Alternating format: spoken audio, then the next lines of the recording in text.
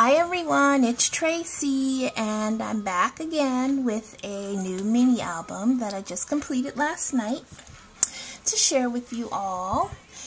And this is it. First of all, I need to thank Samantha at Pinkaboo6691.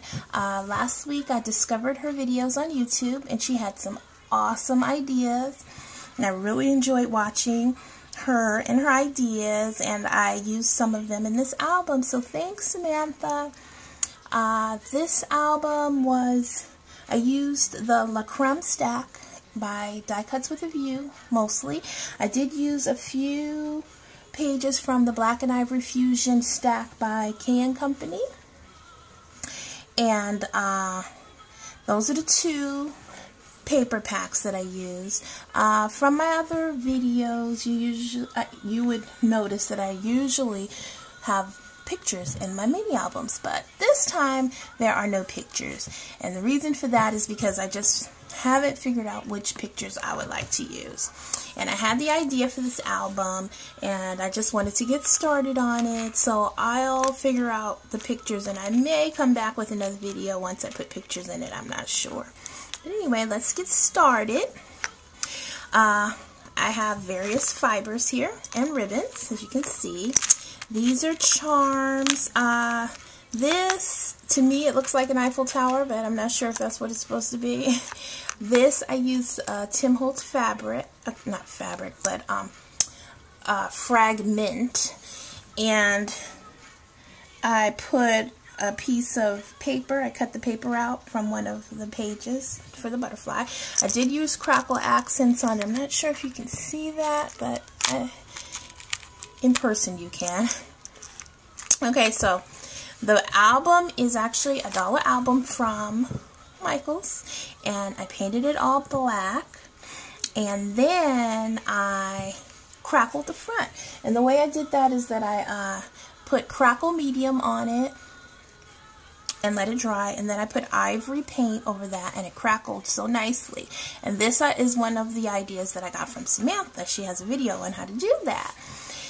And for the frame, I cut this out with my Sizzix die on my Cuttlebug, and I covered it with the paper. This is flocked paper from La Creme, and I put some bling on it and then put the middle in.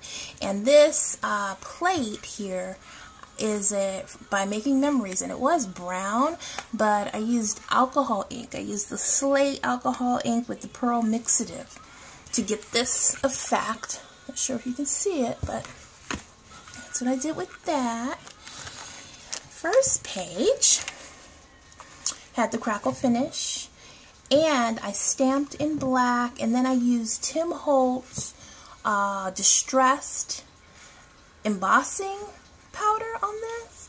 Now I have to say, usually I love Tim Holtz products, but I did not like that embossing powder at all. But it did the job, but I don't think I'll use that again. This is an envelope that I cut out on my Cricut, and I just didn't seal it. I used Velcro.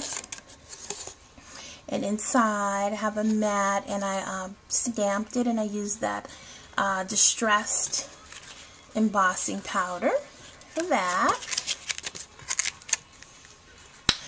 Next page, I sprayed it with some iridescent gold glimmer mist, and then I put paper, and this frame is from a Sizzix die, and then I embossed it in my Cuttlebug with a Cuttlebug folder. Put some ribbon there, and then I can put a picture down in there when I decide which picture to use. This frame was done with a Sizzix die, and I covered it too. This is flocked paper by La Creme, and this accent is a chipboard accent that was already cut. I got it from a $1 pack in Joann's, and I painted it black, and then I sprayed it with the iridescent gold glimmer mist and some of my homemade glimmer mist. This page is covered, and this is like a crocheted lace. And this flower I cut out with my Sizzix die. And then I sprayed it with glimmer mist. Put some pearl bling on there, pearl. And this is a trifold. And I have mats here for pictures. And here I stamped and embossed in white. Next page.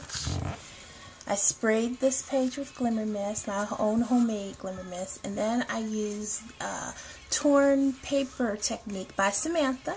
I learned how to do it from her video, and the whole point of this page was to make it look torn up and worn and shabby, and I think I pretty much achieved that. And after I did the technique, I sprayed it with my homemade glimmer mist, worn linen, I believe is the name of it. And then this is the Tim Holtz grunge flower, except I didn't use the grunge paper. This is cardstock, and I beat that up a bit to make it look old. Put the mat inside, and on this side is a pocket, and this is Coordinations cardstock that I embossed, and I used a punch to get the border. These are Prima flowers, and these are the tags that I made for the pocket, and these tags I embossed with Cuttlebug. Have journaling spots in the back, and that next page I embossed this page, and here is I cut this out with my Sizzix die and chipboard, and I use glossy accents to make it shine and put some bling on it. And this is the envelope pocket, thanks to Samantha again. See, 1, 2, 3, 4 spots for pictures, and then I have the tags made, and spot to journal.